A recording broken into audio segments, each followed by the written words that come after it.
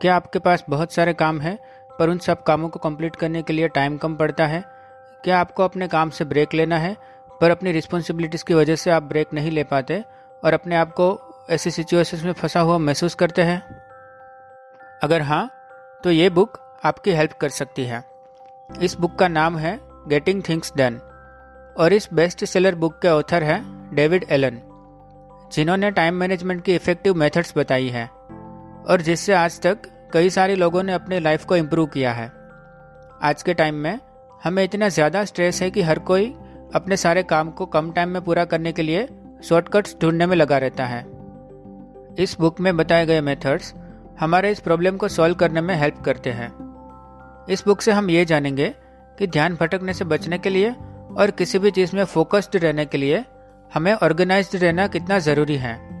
हमारे मन में कई प्रकार के थॉट्स चलते रहते हैं जो हमें किसी भी चीज़ पर फोकस नहीं करने देते और यही रीज़न है जिससे हम अपना कोई काम सही टाइम पर कंप्लीट नहीं कर पाते। ये बुक हमें अपने काम को अलग अलग कैटेगरीज में डिवाइड करना भी सिखाती है, जिससे हमारी प्रोडक्टिविटी इम्प्रूव होती है। A new practice for a new reality.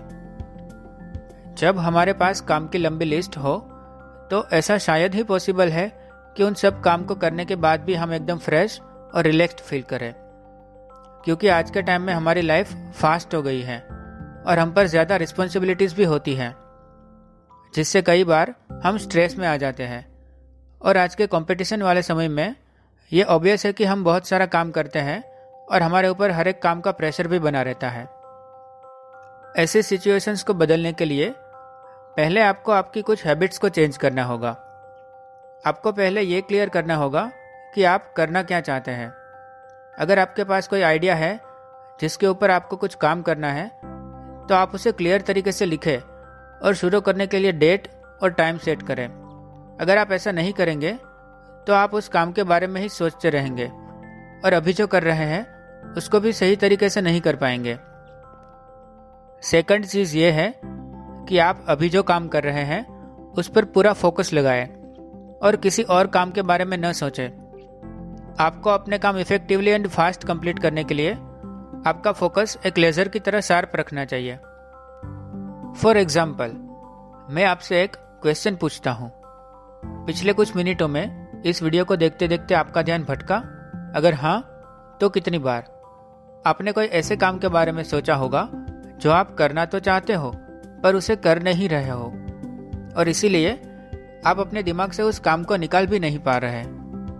जब आप कोई काम करने का डिसाइड करते हो तो आपका दिमाग आपको उस काम की याद दिलाता रहता है जब तक आप उस काम को पूरा नहीं कर लेते। तो आप ही सोचिए, अगर आपके 10 काम पेंडिंग है तो आप ही का दिमाग आपको इतना स्ट्रेस देता है और इसी वजह से आप अभी जो काम कर रहे हैं उसको भी पूरा फोकस नहीं दे पाते। इसीलिए जब आप एक लिस्ट बनाकर डेडलाइन सेट करते हैं तब आप ही अपने दिमाग को मैसेज देते हैं कि सारे टास्क के लिए टाइम अलॉट कर दिया है और अभी जो कर रहे हैं उसी पे पूरा फोकस देना है। और आपको टाइम टू टाइम अपनी लिस्ट को रिव्यू भी करते रहना है। आपके जो काम हो गए हैं उनको हटा देना है और नए काम को ऐड करना है। इसी को हम टू डू लिस्ट कहते हैं। Getting projects creatively underway, the 5 phases of project planning. अभी हमने जो टू डू लिस्ट के बारे में बात करी, अगर हम उसको सही तरीके से अपडेट नहीं करते तो हम कुछ ऐसे आइडियाज़ मिस कर देते हैं जो हमारे लिए काफ़ी इम्पोर्टेंट हैं। टू डू लिस्ट को हमें कैसे अपडेट करना है उसके लिए हमें आगे की प्लानिंग समझनी पड़ेगी। अपनी लिस्ट में आपने जो भी टास्क या गोल लिखे हैं वो है आपकी हॉरिजॉन्टल प्लानिंग। और जब आप ये अपने सारे टास्क को डिटेल में लिखेंगे हर एक स्टेप्स के साथ, तो वो है वर्टिकल प्लानिंग। पर इससे भी इफेक्टिव एक तरीका है प्लानिंग का जिसको कहते हैं नेचुरल प्लानिंग, जिसमें 5 स्टेप्स होते हैं। सबसे पहले आपको अपना गोल डिसाइड करना होगा। फिर आपको यह डिसाइड करना होगा कि आपका डिजायर्ड रिजल्ट क्या हो सकता है। थर्ड, आपको अपना दिमाग लगा के क्रिएटिव वे में अलग अलग आइडियाज़ के बारे में सोचना होगा। फोर्थ स्टेप में अपने इन आइडियाज़ को अच्छी तरीके से ऑर्गेनाइज करना होगा। और फिफ्थ एंड फाइनल स्टेप है जिसमें आपको अपना गोल अचीव करने के लिए एक्शंस लेने होंगे। Getting started, setting up the time, space and tools.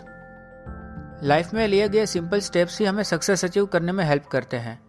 यह कोई रॉकेट साइंस नहीं है। आपको अपने माइंड को क्लियर थॉट्स से भरने के लिए कंट्रोल में रखना होगा। ऐसा नहीं होना चाहिए कि आप अपने दिमाग के कंट्रोल में हो। इसके लिए आपको खुद को टाइम देना होगा अपने सारे टास्क या गोल को लिखने के लिए और उन्हें ऑर्गेनाइज भी करने के लिए। इस प्रोसेस में स्पेस भी उतनी ही ज़रूरी है। जैसे ऑफिस में आपकी अलग से कैबिन या डेस्क होती है, वैसे ही अपने घर पे भी आप एक अपनी पर्सनल स्पेस या डेस्क जैसा बना लीजिए, जहाँ पर आप अपने टास्क को लिख के उन्हें ऑर्गेनाइज कर सकें। और टूल्स का मतलब है वो चीज़ें जिस पर आप अपने थॉट्स, आइडियाज़ या टास्क को लिख रहे हैं। और ऐसा ज़रूरी नहीं कि आप किसी महंगे प्लानिंग सॉफ्टवेयर का ही यूज़ करें। आप सिंपल पेन और पेपर पे भी ये सब डिटेल्स लिख सकते हैं, या फिर अपने मोबाइल पे कोई फ्री ऐप डाउनलोड कर लीजिए और उसको यूज़ कर लीजिए। और ये बात हमेशा याद रखें कि हम ये सब प्लानिंग इसलिए कर रहे हैं ताकि हम अपने दिमाग को बहुत सारे थॉट्स में भटकने से बचाएं और हम अभी जो कर रहे हैं उसी को पूरे फोकस से करें। Collection, corralling your stuff. अब आपने अपने खुद के लिए टाइम निकाला है और आपके पास अपनी खुद की डेस्क या स्पेस भी है, और वो सारे टूल्स जैसे कि टू डू ऐप, कोई टास्क प्लानर सॉफ्टवेयर या सिर्फ पेन और पेपर ये भी है जिनकी आपको ऑर्गेनाइजिंग प्रोसेस में ज़रूरत पड़ सकती है। चीज़ों को ऑर्गेनाइज करने के लिए सबसे पहले आपको अपने आसपास ही देखना है, अपने घर पे ही, कि कौन सी चीज़ अपनी जगह पे नहीं है और कौन सी चीज़ बिखरी हुई पड़ी है, और उनको सही जगह पे रखना है। अगर कोई चीज़ आपके काम की नहीं है तो आपको उसे कचरे में फेंक देना है। दूसरा, आपको मेंटली भी सब चीज़ों को ऑर्गेनाइज करना है। कोरलिंग योर स्टफ का मतलब यही है, अपने आसपास अवेलेबल सारी चीज़ों को अच्छे से ऑर्गेनाइज करना। Processing, getting in to empty. अगर आपकी लिस्ट में आपको कोई ऐसा काम दिखता है जो आपको नहीं करना, तो आप तुरंत ही अपने लिस्ट में से ऐसे काम को हटा दीजिए। ऐसा करने से आपकी लिस्ट में वही काम बचेंगे जो आपके लिए ज़रूरी है और जो आपको करने हैं। जब आपने अपने टास्क की लिस्ट बना ली है तो आपको सबसे पहले उन कामों को करना है जो आपके लिए सबसे ज़्यादा इम्पोर्टेंट हो, और बाकी के काम आप बाद में भी कर सकते हैं। और इस बात को हमेशा याद रखें कि आपको एक टाइम पे एक ही काम करना है और बाकी के काम के बारे में नहीं सोचना और अपने दिमाग को भटकने से बचाना है। आप अपने टास्क को अच्छी तरह से समझने के लिए उसे डिटेल में लिखें कि आपको करना क्या है। फॉर एग्जाम्पल, अगर आपको अपना मेल बॉक्स ऑर्गेनाइज करना है तो आप उसके स्टेप्स भी लिखें कि मुझे इंपॉर्टेंट मेल्स को रिप्लाई करना है, जो मेल्स मुझे नहीं चाहिए उनको डिलीट करना है, और सारे मेल्स को अलग अलग कैटेगरी में ऑर्गेनाइज भी करना है। जो भी काम हो जाए उसको टिक मार्क करते जाइए, जिससे आपकी लिस्ट एम्प्टी होती जाएगी और आप अपने दूसरे काम की तरफ आगे बढ़ते जाएंगे। Doing, making the best action choices. अब टाइम आ गया है अपने लिस्ट में लिखे गए सारे काम को 1 बाय 1 करने का, और इसके लिए आपको अपने टास्क को अलग अलग कैटेगरी में डिवाइड करना होगा, जैसे कि project task, calendar event, waiting list और समडे लिस्ट। ये कुछ एग्जाम्पल्स हैं। आपके प्रोजेक्ट टास्क में वो टास्क आने चाहिए जिसे पूरा करने के लिए आपको एक से ज़्यादा स्टेप्स परफॉर्म करने पड़े, यानी कि वो कोई बड़ा काम हो। आपके कैलेंडर टास्क में वो टास्क आने चाहिए जो किसी खास दिन को ही परफॉर्म करने हो, जैसे कि आपको कोई फंक्शन में जाना हो या फिर आपकी डॉक्टर से अपॉइंटमेंट हो। अगर आपका कोई टास्क किसी और टास्क पे डिपेंड करता है तो वो आपको वेटिंग लिस्ट में रखना है। और ऐसा कोई काम है कि जो आपके लिए ज़रूरी नहीं है पर फिर भी आप कभी ना कभी उसको करने की इच्छा रखते हैं, तो आप उसे समडे टास्क में लिख सकते हैं। पर इस बात का ध्यान रखें कि आपको कभी कोई सेम टास्क को अलग अलग कैटेगरी में नहीं लिखना। आप अपने टास्क को कैटेगरीज में डिवाइड करने के बाद सब कैटेगरी में भी डिवाइड कर सकते हैं। फॉर एग्जाम्पल, अगर आप फ्लाइट में ट्रैवल कर रहे हैं और वहाँ पे इंटरनेट अवेलेबल नहीं है, तो आप अपने लैपटॉप में ऑफलाइन वाले काम कर सकते हैं अपना टाइम बचाने के लिए, और ऑनलाइन काम आप बाद में करिए जब इंटरनेट एक्सेस हो। और इस तरह से आपने अपने लैपटॉप पे करने वाले काम को ऑनलाइन और ऑफलाइन ऐसी दो सब कैटेगरीज में डिवाइड कर लिया। शॉर्ट समरी, इस वीडियो में हमने गेटिंग थिंग्स डन बुक से सीखने वाली बातें जानी और यह भी जाना कि आज के इस फास्ट टाइम में हमारे ऊपर काम की रिस्पॉन्सिबिलिटी ज़्यादा है, तो हम कैसे स्मार्ट वे में अपने सारे काम को परफॉर्म कर सकते हैं।